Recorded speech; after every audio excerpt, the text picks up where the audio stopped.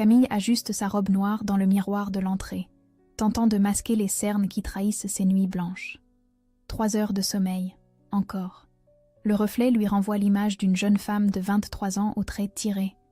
Ses cheveux châtains mal disciplinés refusent de se plier à ses efforts. Elle inspire profondément avant de sonner chez ses parents. L'appartement du 16e arrondissement déborde déjà d'invités. Des médecins distingués, des notables du quartier, tous venus célébrer les 60 ans de sa mère. Le brouhaha des conversations s'arrête une seconde quand elle entre. Quelques regards compatissants, d'autres curieux. Camille, enfin. Sa mère, impeccable dans son tailleur crème, l'accueille d'un sourire crispé. Tu aurais pu faire un effort vestimentaire pour mes invités. Le cœur de Camille se serre. Elle a pourtant choisi sa plus belle robe. Thomas lui prend la main, discret soutien dans cette épreuve familiale qu'ils connaissent trop bien. Bonsoir maman. Joyeux anniversaire. Sa sœur Léa s'approche, élégante avocate de 28 ans, un verre de champagne à la main. Comment ça va la carabine? Lance-t-elle avec ce sourire en coin qui ne présage rien de bon. Camille sent ses joues s'empourprer. Ce surnom qu'elle déteste, hérité de ses échecs répétés au concours de médecine. Elle cherche une réponse, mais sa mère la devance. « Mes chers amis !» La voix de sa mère traverse le salon, captant l'attention générale. « Regardez ma fille, elle a encore échoué au concours de médecine pour la 4e fois. Elle rêve de devenir médecin, mais elle est trop nulle. » Le silence tombe comme une chape de plomb. Camille sent le sol se dérober sous ses pieds. Les visages se tournent vers elle, mélange de pitié et de gêne. Quelqu'un tousse. Un autre examine soudainement ses chaussures avec fascination. Léa éclate d'un rire nerveux, vite rejoint par quelques invités mal à l'aise. Le bruit résonne dans les oreilles de Camille comme des gifles. « Maman a raison », ajoute sa sœur, encouragée par l'attention. « Il faut savoir abandonner les rêves d'enfant à un moment donné. » C'est alors que Thomas explose. Cet homme doux et patient, infirmier aux urgences depuis 6 ans, se dresse comme un lion protégeant sa lionne. Ça suffit maintenant. Sa voix porte dans tout l'appartement. Vous détruisez votre propre fille. 4 ans qu'elle se bat, qu'elle travaille sans relâche, et tout ce que vous trouvez à faire, c'est l'humilier devant vos invités. Le silence devient pesant, électrique. Sa mère pâlit. Léa recule d'un pas. Les invités retiennent leur souffle. « Thomas, je t'en prie », murmure Camille, bouleversée par tant de courage. « Non, ils ont besoin d'entendre ça. Camille vaut mieux que tous ces gens réunis. Elle a plus de cœur, plus de détermination. » À cet instant précis, le portable de Camille vibre dans son sac. Un message. Elle le sort d'une main tremblante, s'attendant à n'importe quoi sauf à ça. Ses yeux s'écarquillent. Elle relit 1 fois, 2 fois. Ses jambes faiblissent. « Qu'est-ce que c'est ?» demande Thomas, inquiet. D'une voix blanche, presque inaudible, Camille lit à voix haute. « Félicitations, mademoiselle. Vous êtes admise en 6e année de médecine. » Sa mère s'étouffe avec son champagne, crachant sur son tailleur crème. Le verre de Léa glisse de ses mains et se brise sur le parquet. Mais quelque chose cloche dans le regard de Camille. Elle ne sourit pas. Dans la voiture qui les ramène vers Belleville, Thomas ne tient pas en place. Il tambourine sur le volant avec un sourire immense qui illumine son visage. Les lumières de Paris défilent dans la nuit pendant que Camille reste silencieuse, le regard perdu sur cette ville qu'il a vue grandir et échouer tant de fois. « Tu te rends compte? Tu as réussi. Après 4 ans, tu as enfin réussi. » Le message du concours brille encore sur l'écran de son téléphone. Mais les mots semblent irréels, comme s'ils appartenaient à quelqu'un d'autre, à une version de Camille qu'elle ne reconnaît pas encore. « Camille, tu devrais être aux anges. » Elle tourne la tête vers lui, ses yeux reflétant une étrange mélancolie. Cette tristesse qui la surprend elle-même, cette absence de joie qu'elle attendait depuis si longtemps. « J'ai attendu ce moment pendant 4 ans, Thomas. J'ai rêvé de cette victoire. J'ai imaginé ma joie 1000 fois. Alors pourquoi je me sens si vide ?» Thomas ralentit inquiet de cette réaction inattendue. Il se gare le long du canal Saint-Martin et se tourne vers elle. L'eau sombre reflète les lumières de la ville comme autant de promesses non tenues. C'est normal, c'est le choc. Tu vas réaliser petit à petit. Non, ce n'est pas ça. Elle secoue la tête, les larmes aux yeux. C'est comme si quelque chose s'était brisé ce soir. Définitivement. Un silence s'installe entre eux. Thomas prend sa main et cherche les mots justes, ceux qui pourraient réparer ce qui vient de se fissurer en elle. Tu sais, j'ai quelque chose à te dire. Quelque chose que j'aurais dû te confier il y a longtemps. Camille le regarde surprise par le changement de ton. Cette gravité soudaine dans sa voix qui ne lui ressemble pas. Moi aussi, j'ai toujours voulu être médecin. Mais mes notes au lycée, j'ai dû me rabattre sur les études d'infirmier. Le cœur de Camille se serre douloureusement. Comment a-t-elle pu ne pas le savoir? Comment a-t-elle pu être si aveugle à ses rêves cachés? Et cette année, en secret, j'ai passé le concours d'infirmier anesthésiste. J'ai réussi l'écrit il y a une semaine. En secret, la voix de Camille se fait plus aiguë. Pourquoi tu ne me l'as pas dit? Avec tes échecs répétés? Je n'osais pas. J'avais peur que tu le vives mal. Une blessure nouvelle s'ouvre dans le cœur de Camille. Après l'humiliation publique de ses parents, voilà que son propre mari lui cachait ses ambitions les plus profondes. Tu n'avais pas confiance en moi? Ce n'est pas ça. C'est juste que... Thomas cherche ses mots. Tu étais si fragile chaque fois que tu échouais. Je voulais te protéger. Me protéger? En me mentant? Ils remontent vers leur petit appartement de la rue Oberkampf. Leur refuge. Si différent du monde feutré de ses parents. Ici, les murs sont couverts de photos de voyages qu'ils n'ont jamais pu s'offrir, de livres de médecine empilés partout. Une fois dans le salon, Camille se laisse tomber sur le canapé. Thomas s'assoit face à elle et prend ses mains dans les siennes. Camille, regarde-moi. Tu viens de réaliser ton rêve. Ne laisse pas l'amertume gâcher ça. Mon rêve. Elle lève les yeux vers lui. Tu sais ce que m'a dit ma mère un jour? Que les vrais médecins naissent pas médecins, qu'ils n'ont pas besoin de s'y reprendre à 4 fois. Ta mère a tort. Les vrais médecins, ce sont ceux qui ne renoncent jamais. Ces mots la touchent, mais la blessure reste vive. Elle repense à ce soir, à cette humiliation publique, à ce rire de sa sœur qui résonne encore dans ses oreilles comme une mélodie cruelle. Thomas, j'ai peur. Peur de quoi? De ne pas être à la hauteur. De découvrir qu'au fond, ma mère avait raison. Il se lève et la prend dans ses bras. Elle se laisse aller contre son torse en respirant son odeur rassurante. Cette encre qui la retient quand tout vacille autour d'elle. Tu sais ce qui m'a donné envie de faire ce métier? Murmure-t-il contre ses cheveux. Non, c'est toi. Te voir te relever après chaque chute, retourner réviser alors que tout le monde te disait d'arrêter. Tu as une force que la plupart des gens n'ont pas. Camille ferme les yeux émue par cette déclaration. Mais une question la taraude encore, sourde et persistante comme une douleur fantôme. Et si on avait tous les deux peur de réussir? Thomas se fige. Cette phrase résonne étrangement juste dans le petit salon. Dehors, Paris continue sa vie nocturne, insouciante de leurs questionnements intimes. Que va-t-elle découvrir derrière les portes de l'hôpital? 6 heures du matin. L'hôpital Saint-Louis s'éveille dans une symphonie de bruits familiers. Sonneries d'ascenseur, claquements de talons sur le carrelage, bips incessants des machines. Camille se tient devant l'entrée du service de cardiologie, sa blouse blanche encore raide, son stéthoscope neuf autour du cou comme un collier d'espoir. Ses mains tremblent légèrement. 4 années d'échec pour arriver ici.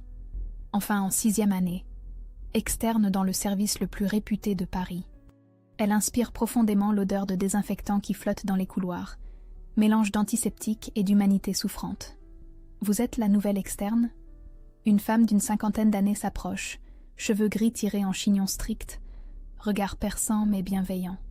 Professeur Martin, chef de service, dont la réputation de rigueur précède la renommée. Camille, professeur. Bien, ici vos 4 échecs ne m'intéressent pas. Vous êtes en stage d'apprentissage.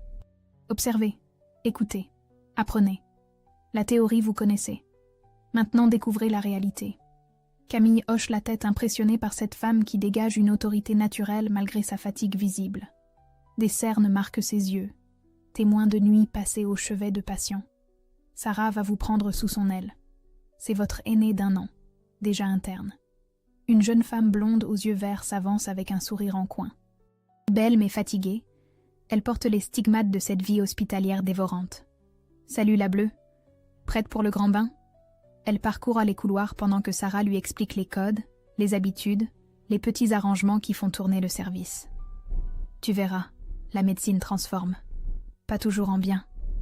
Lance-t-elle en désignant un externe qui sort d'une chambre, l'air défait.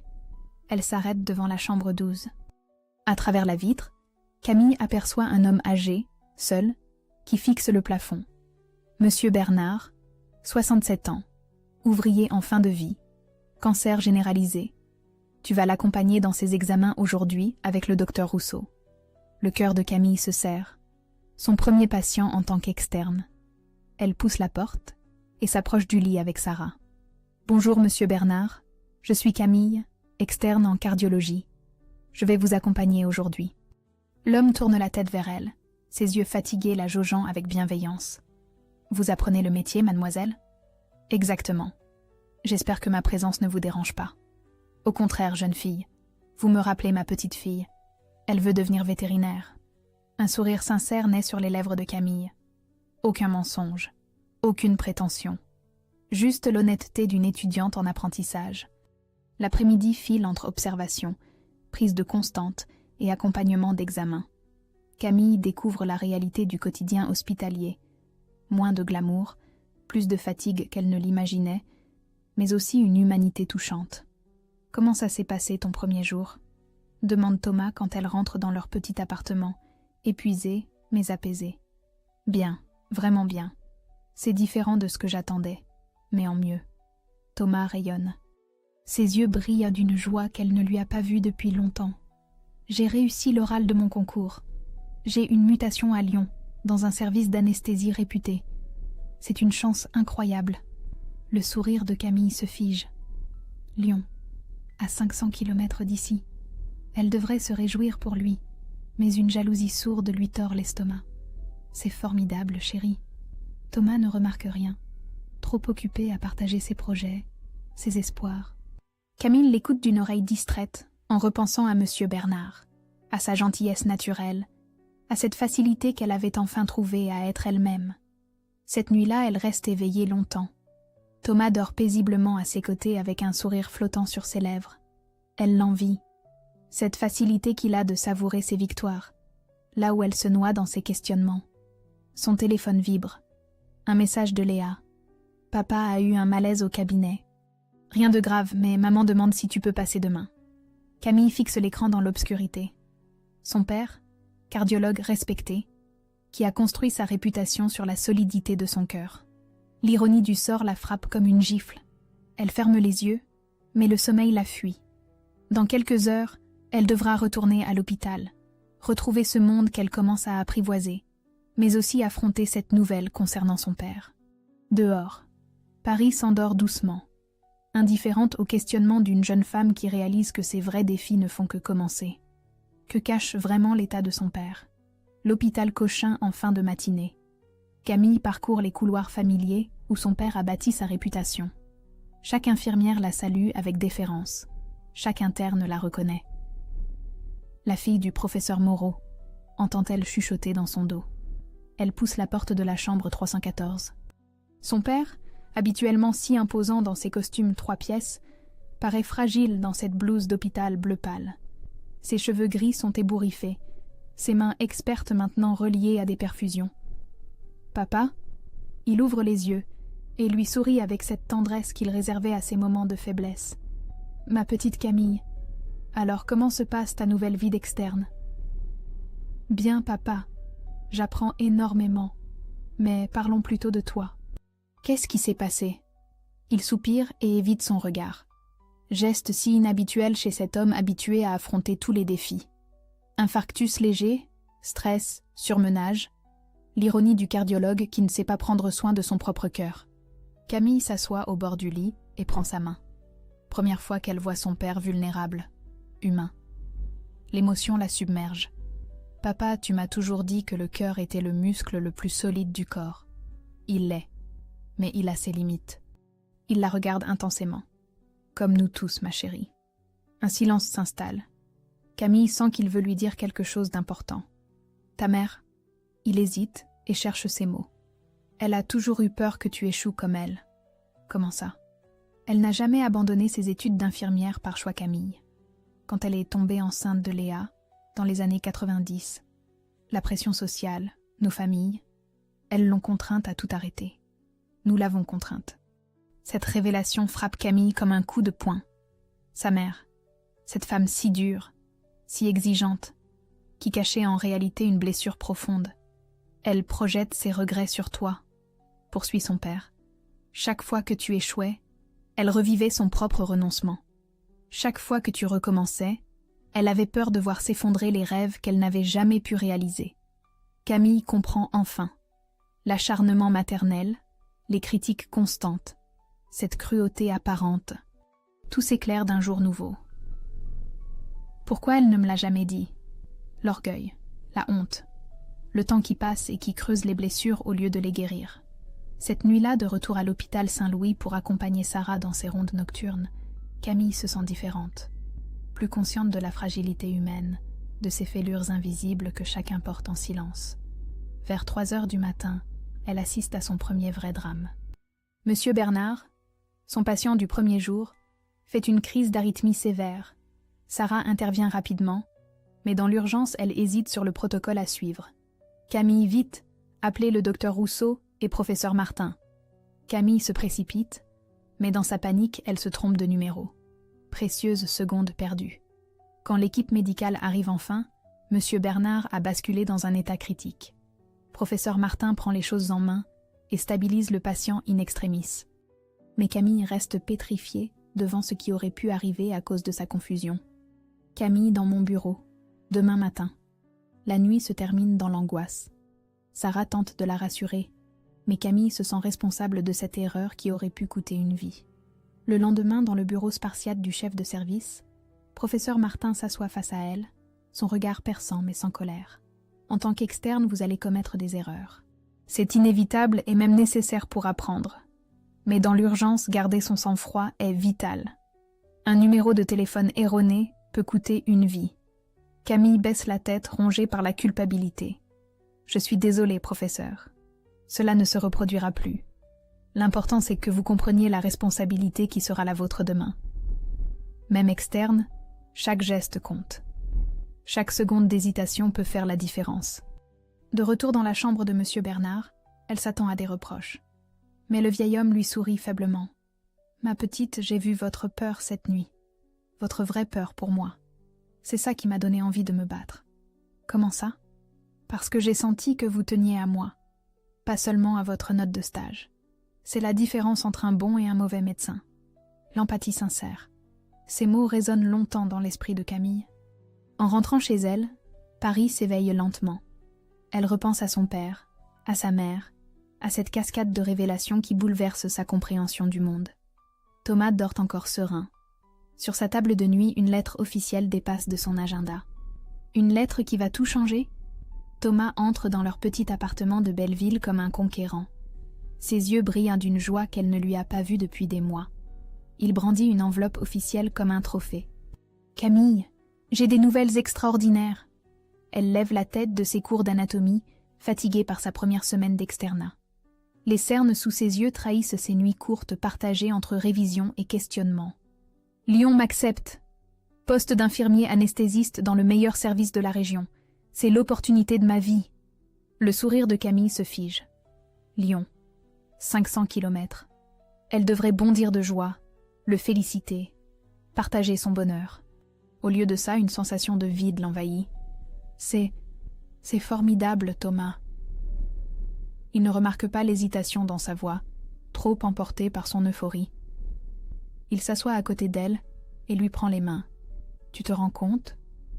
Après toutes ces années à rêver de progression, j'y arrive enfin. Et toi qui commences ton externat, on réussit tous les deux. Quand est-ce que tu pars ? Dans 6 semaines. Le temps de finir mes formations ici et de préparer le déménagement. » Le déménagement. Le mot résonne comme une sentence. Camille sent son estomac se nouer. « Tu as pensé que je ne pouvais pas quitter Paris en plein externat ?» Thomas s'arrête net. Son sourire s'estompe, comme s'il réalisait soudain qu'elle existe, qu'elle a sa propre vie, ses propres contraintes. Bien sûr que j'y ai pensé. Mais tu pourrais demander un transfert, non ? Lyon a une excellente faculté de médecine. Thomas, je viens de commencer à Saint-Louis. J'apprends énormément avec professeur Martin. Je ne peux pas tout recommencer maintenant. Le silence tombe entre eux. Première vraie fissure dans leur couple jusque-là uni face aux épreuves. Alors quoi? Sa voix se fait plus dure. Je refuse cette chance unique pour rester ici. Je ne dis pas ça. Si c'est exactement ce que tu dis. Il se lève et fait les 100 pas dans le petit salon. Tu crois que c'est facile d'être le mari de l'étudiante en médecine? Pendant 4 ans, j'ai mis mes ambitions entre parenthèses pour te soutenir. Maintenant que c'est mon tour, ces mots la blessent plus qu'elle ne l'aurait imaginé. Elle découvre un Thomas qu'elle ne connaissait pas, rongé par une amertume qu'il avait toujours cachée. Tu m'as soutenue, en me cachant tes propres projets, en me mentant sur tes concours. Je te protégeais. Tu étais si fragile à chaque échec. Fragile? Camille se dresse, la colère montant. J'ai survécu à 4 années d'humiliation, aux critiques de ma famille, à mes propres doutes. Et toi, tu me voyais comme fragile? Ils se font face, découvrant soudain l'étendue du malentendu qui s'est creusé entre eux. Thomas passe une main dans ses cheveux soudain désemparés. Tu deviens exactement comme ta mère Camille, obsédée par la réussite au point d'oublier ceux qui t'aiment. Cette phrase la frappe comme une gifle. Sa mère, cette femme qu'elle a tant critiquée, dont elle découvre maintenant les blessures cachées. L'ironie de cette comparaison la blesse au plus profond. C'est faux. Vraiment? Quand m'as-tu demandé pour la dernière fois comment se passaient mes journées, mes espoirs, mes peurs? Camille ouvre la bouche pour répondre, mais aucun mot ne sort. Il a raison, et cette vérité lui fait mal. Ce soir-là, ils se couchent chacun de leur côté du lit. Un fossé invisible les séparant. Thomas s'endort rapidement épuisé par cette confrontation. Camille reste éveillée en fixant le plafond. Le lendemain, à l'hôpital, elle se confie à Sarah pendant la pause déjeuner. Assise dans la cafétéria bruyante, elle picore leur plateau sans appétit. « Mon copain aussi est parti l'année dernière », confie Sarah. Mutation à Marseille. On s'est dit qu'on allait faire du distance, se voir le week-end. Et alors? La médecine dévore tout Camille. Les horaires, l'énergie, l'attention. Au bout de 3 mois, on n'avait plus rien à se dire. Sarah la regarde avec cette lassitude qui caractérise les soignants précocement vieillis par leur métier. On n'est jamais assez bonne pour elles, nos familles. Mais peut-être qu'on n'est jamais assez présente non plus pour ceux qui nous aiment vraiment. Cette réflexion accompagne Camille tout l'après-midi. En rentrant chez elle, elle trouve Thomas assis à la table de la cuisine avec une lettre dans les mains. Il pleure silencieusement. « Thomas, qu'est-ce qui se passe ?» Il lève vers elle des yeux rougis et lui tend la lettre. « J'ai peur, Camille. Peur de partir seule. Peur qu'on ne survive pas à cette distance. » Camille propose à Thomas de le suivre à Lyon en abandonnant son externat parisien. Il refuse catégoriquement, mais elle lit dans ses yeux qu'il en rêve secrètement. « Je ne veux pas que tu sacrifies ton rêve, » dit-il d'une voix ferme. « Tu viens de commencer à Saint-Louis. Tu ne peux pas tout abandonner maintenant. » Parallèlement, sa relation avec sa mère s'améliore lentement. Elle se retrouve pour déjeuner dans un petit bistrot près de l'hôpital Cochin. Moment rare d'intimité où les masques tombent enfin. « J'aurais dû te soutenir au lieu de projeter mes peurs », avoue sa mère en remuant son café. « Ton père m'a expliqué ce qu'il t'avait dit. Il avait raison de te parler. » Camille observe cette femme qu'elle a tant crainte. Aujourd'hui, elle voit sa fragilité, ses regrets, cette jeune infirmière qu'elle était et qu'elle n'a jamais pu devenir. « Pourquoi tu ne m'as jamais parlé de tes études abandonnées ?» L'orgueil. Et puis la honte de mes choix. « J'avais peur que tu me juges faible. » Léa les rejoint avec son élégance habituelle, mais quelque chose a changé dans son regard. Une vulnérabilité nouvelle qui surprend Camille. « Je voulais vous parler à toutes les deux, » dit Léa en s'asseyant. « J'ai pris une décision importante. » Les 2 femmes la regardent attentivement. « Je quitte mon cabinet. Je me reconvertis en droit médical. Je veux travailler pour les hôpitaux publics. » Sa mère manque de renverser son café. « Mais enfin, Léa, tu gagnes si bien ta vie. Pourquoi tout changer maintenant ? » Parce que je gagne bien, mais je ne sauve personne. Chaque soir, je rentre chez moi en me demandant à quoi j'ai servi. Camille, au moins, elle donne un sens à sa vie. Cette révélation bouleverse l'équilibre familial. Pour la première fois, les 3 femmes parlent franchement de leurs rêves avortés ou reportés, de leurs peurs, de leurs espoirs. « On a toutes eu peur de décevoir », murmure leur mère. Mais peut-être qu'on a surtout eu peur de réussir. Cette phrase résonne longtemps dans l'esprit de Camille. En retournant à l'hôpital, elle croise professeur Martin dans les couloirs. « Camille, j'ai une proposition à vous faire. Vous apprenez vite et vous avez l'instinct médical. Que diriez-vous de vous préparer intensivement aux EDN? Je peux vous recommander pour une spécialisation en cardiologie. » Le cœur de Camille s'emballe. Les EDN, l'examen qui déterminera sa spécialité future. Une opportunité exceptionnelle que peu d'externes obtiennent. Mais il faut vous y préparer sérieusement. Cela demande un investissement total. Plus de temps libre, plus de vie sociale. Êtes-vous prête à ce sacrifice? Camille pense à Thomas qui part dans une semaine, à cette distance qui va les séparer, à ce choix déchirant entre l'amour et l'ambition. J'ai besoin de réfléchir, professeur. Vous avez 48 heures. Après, il sera trop tard pour cette session. Le soir même, Thomas fait ses derniers préparatifs. Leurs cartons s'empilent dans le salon, témoin silencieux de cette séparation qui approche. « Tu sais que je peux encore refuser Lyon », dit-il en pliant ses vêtements. Il n'est pas trop tard. Camille le regarde avec tendresse. Cet homme qui a sacrifié ses ambitions pour elle pendant 4 ans, qui mérite enfin sa chance. Non, Thomas, tu dois partir. C'est ton rêve aussi. Et nous, qu'est-ce qu'on devient? Elle s'approche de lui et prend son visage entre ses mains. On va essayer de faire du distance. Beaucoup de couples y arrivent. Tu y crois vraiment? Camille hésite. Elle repense aux paroles de Sarah, à cette lucidité cruelle sur la médecine qui dévore tout sur son passage. Je veux y croire. Mais au fond de ses yeux brille une détermination nouvelle. Elle a 48 heures pour décider de son avenir. Cette nuit-là, elle reste éveillée en regardant Thomas dormir pour la dernière fois à ses côtés. Demain, il partira, et elle devra choisir l'amour ou l'ambition, le cœur ou la raison. Dernière garde avant sa décision finale.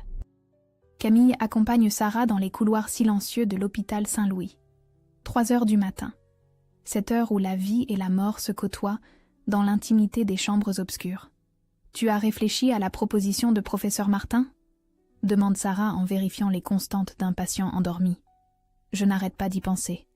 Mais Thomas part demain. Et alors, tu vas sacrifier ta carrière pour un homme? Cette question brutale fait mal à Camille. Est-ce vraiment si simple? Réduire leur amour à un obstacle professionnel? L'alarme retentit soudain dans le couloir. Urgence cardiaque en chambre 8. Elle se précipite. Une femme de 35 ans, mère de 2 enfants, vient de faire un arrêt cardiaque.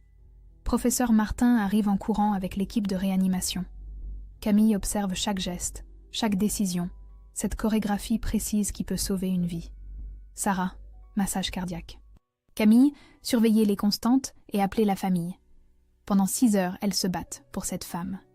Camille découvre l'adrénaline pure de l'urgence médicale, cette intensité qui donne un sens à chaque seconde. Elle revient, annonce professeur Martin, épuisée mais souriante. Bon travail les filles. Moment d'épiphanie pour Camille. Debout dans cette chambre d'hôpital, elle comprend enfin pourquoi elle s'est battue 4 ans. C'est pour ça. Pour ces moments où l'impossible devient possible. C'est pour ça que je me suis battue 4 ans, murmure-t-elle les larmes aux yeux. De retour chez elle à l'aube, Paris s'éveille lentement. Thomas l'attend avec ses valises, les traits tirés par une nuit blanche d'angoisse. Où tu étais? J'étais mort d'inquiétude. Urgence à l'hôpital. On a sauvé une vie cette nuit. Il la regarde et comprend. Dans ses yeux brille cette passion qu'il n'avait jamais vue auparavant. Cette certitude absolue qui change tout. Tu as trouvé ta voie, n'est-ce pas? Camille hoche la tête, incapable de mentir. Ils s'assoient face à face dans leur petit salon déjà vidé de ses souvenirs. Thomas, on doit parler. Je sais ce que tu vas dire. Tu choisis la médecine. Ce n'est pas si simple. Je te choisis toi aussi. Mais je ne peux pas te suivre maintenant. Conversation adulte et déchirante. Ils s'aiment, mais reconnaissent que leurs chemins divergent temporairement. Si tu restes, tu vas me haïr d'avoir gâché ta chance, dit Camille. Si je pars, je vais me haïr d'avoir abandonné maintenant. Alors qu'est-ce qu'on fait? On se donne du temps. Tu réussis ton stage à Lyon. Moi, je prépare les EDN. Dans 1 an, on fait le point. Thomas la prend dans ses bras. Ils pleurent ensemble, conscients que quelque chose se termine, mais qu'autre chose commence peut-être. J'ai une confession à te faire, dit-il contre ses cheveux. Hier, j'ai appelé Lyon pour reporter mon arrivée. J'avais peur de te perdre. Tu as fait ça? Oui, mais ce matin je vais les rappeler pour confirmer ma venue. Tu m'as donné le courage de partir. Ils passent leur dernière matinée ensemble, tendre et triste. Pas d'adieu dramatique. Juste la promesse de se retrouver plus tard, accomplis chacun dans leur voie. Thomas garde son alliance. Camille aussi. Ce n'est qu'un au revoir, dit-il en la serrant une dernière fois. Promis. Seule dans l'appartement vide, Camille regarde leurs photos de mariage sur la cheminée. Deux gamins amoureux qui croyaient que l'amour suffisait à tout. Elle compose le numéro de professeur Martin. Professeur, c'est Camille. J'accepte votre proposition. Parfait. Le travail commence dès lundi. Êtes-vous sûre d'être prête? Camille regarde une dernière fois l'appartement où elle a été heureuse. Oui, professeur. Je suis prête. Dehors, les klaxons parisiens résonnent comme une symphonie d'espoir. Une nouvelle vie commence. 8 mois plus tard. Camille a réussi les EDN avec mention et commence son internat en cardiologie sous la direction de professeur Martin. L'externe fragile d'autrefois a laissé place à une jeune interne déterminée qui assume ses responsabilités croissantes. L'hôpital Saint-Louis est devenu sa seconde maison. Elle connaît chaque couloir, chaque infirmière, chaque recoin de ce labyrinthe médical qui l'a tant intimidée au début. Son expertise grandit jour après jour, sous l'œil bienveillant mais exigeant de son mentor. « Camille, vous prenez la chambre 15 », annonce professeur Martin lors de la visite matinale. Garçon de 16 ans, malformation cardiaque congénitale. Intervention délicate prévue cet après-midi. Le cœur de Camille se serre. 16 ans, l'âge qu'elle avait quand elle rêvait de médecine pour la première fois. Elle entre dans la chambre et découvre un adolescent aux traits fins, entouré de ses parents angoissés. « Bonjour Antoine, je suis le docteur Camille. Je vais m'occuper de votre intervention. » Le garçon la regarde avec ce mélange de peur et de confiance que Camille apprend à apprivoiser. Ses parents se crispent légèrement face à cette jeune femme qui paraît si jeune pour une telle responsabilité. « Docteur, vous êtes sûr que... » commence la mère. « Maman, s'il te plaît, » l'interrompt Antoine. Elle a l'air de savoir ce qu'elle fait. Cette confiance spontanée touche Camille au plus profond. Elle explique l'intervention avec patience, rassure la famille, vérifie chaque détail du protocole opératoire. L'après-midi en bloc opératoire, Camille assiste professeur Martin dans cette intervention complexe qui dure plus de 4 heures. Chaque geste est minutieux, chaque décision cruciale. « Camille, vous voyez cette artère? Qu'en pensez-vous » demande professeur Martin sans lever les yeux de son patient. « Elle semble viable mais fragile. Je recommande une suture renforcée. » Exactement. Procédez. Pour la première fois, Camille réalise une suture délicate en autonomie relative. Ses mains ne tremblent pas. Sa concentration est totale. Elle a trouvé sa place. Excellent travail, confirme professeur Martin. Antoine va s'en sortir grâce à votre diagnostic. Ce soir-là, Camille rentre chez elle épuisée mais rayonnante. Son petit appartement de Belleville lui semble étrangement silencieux depuis le départ de Thomas. Elle a appris à vivre seule, à savourer ses victoires en solitaire. Son téléphone sonne. Thomas. Ils se parlent désormais comme des amis complices, acceptant leur nouvelle relation à distance. Camille, comment ça va? Bien Thomas. Très bien même. J'ai réussi une intervention aujourd'hui. Raconte-moi tout. Elle lui décrit sa journée, partage son enthousiasme. Il l'écoute avec cette bienveillance qu'elle a toujours aimée chez lui. Tu sais quoi? Tu as trouvé ta voie. J'entends dans ta voix cette passion que tu n'avais jamais eue avant. Et toi? Lyon te plaît? Énormément. Je découvre l'anesthésie pédiatrique. C'est passionnant. On forme une bonne équipe tous les deux, même à distance. Cette conversation la rassure. Ils ont fait le bon choix. Leurs chemins se sont séparés, mais leur complicité demeure. 3 semaines plus tard, Camille reçoit une lettre inattendue. Proposition de post-doctorat en chirurgie cardiaque pédiatrique à Boston. Opportunité exceptionnelle dans l'un des meilleurs hôpitaux du monde. Elle relit la lettre plusieurs fois, incrédule. Professeur Martin l'a recommandée pour ce programme prestigieux réservé aux internes les plus brillants. Professeur, vous êtes sûr que je suis prête pour ça? Camille, vous avez parcouru un chemin remarquable en quelques mois. Cette opportunité vous permettra de vous spécialiser dans un domaine d'avenir. Boston vous attend. Cette nuit-là, Camille appelle sa famille. Sa mère pleure de fierté au téléphone. Léa, maintenant juriste hospitalière, la félicite chaleureusement. Son père, complètement rétabli, lui donne sa bénédiction. « Ma chérie, tu réalises tes rêves, et les nôtres aussi. Va conquérir le monde. » Seule dans son appartement parisien, Camille regarde les lumières de la ville qu'il a vu grandir et se transformer. Dans quelques semaines, elle s'envolera vers une nouvelle aventure, plus mature, plus sûre d'elle. Elle repense à cette soirée d'humiliation chez ses parents 8 mois plus tôt. Cette Camille fragile et blessée qui doutait de tout. Aujourd'hui, elle sait qui elle est et où elle va. Son téléphone vibre. Message de Thomas. Fier de toi. Boston a de la chance. Camille sourit et range la lettre d'acceptation dans son tiroir. Demain, elle répondra officiellement. Ce soir, elle savoure ce moment de bonheur pur. Dehors, Paris scintille de 1000 promesses. Bientôt, ce sera Boston et ses défis nouveaux. Que lui réserve cette prochaine étape?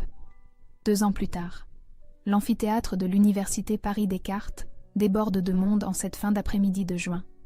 Camille se tient face au jury, sa thèse d'internat entre les mains. La résilience en chirurgie cardiaque pédiatrique, étude comparative Boston-Paris, affiche le grand écran derrière elle. Dans les gradins, elle reconnaît tous les visages qui ont marqué son parcours. Sa mère, élégante et émue, qui tient la main de son père complètement rétabli. Léa, rayonnante dans son nouveau rôle de juriste hospitalière, accompagnée de son compagnon rencontré l'année dernière, professeur Martin au premier rang, avec son sourire bienveillant. Sarah qui a finalement choisi la médecine générale en banlieue et s'épanouit pleinement. Et là-bas au fond, discrètement installé près de la sortie, Thomas. Il est venu de Lyon spécialement pour cette soutenance. Leurs regards se croisent brièvement. Un sourire complice, cette tendresse apaisée qui a remplacé la passion d'autrefois. « Mademoiselle Camille, vous pouvez commencer votre présentation », annonce le président du jury. Sa voix est claire et assurée. Plus rien à voir avec la jeune femme tremblante d'il y a 3 ans. Elle expose ses recherches menées à Boston, ses observations sur la résilience des enfants face à la maladie cardiaque. En conclusion, mes travaux démontrent que l'échec forge la résilience médicale. Les praticiens ayant surmonté des épreuves personnelles développent une empathie supérieure et des techniques adaptatives remarquables. Le jury hoche la tête approbateur. 20 minutes de questions techniques suivent.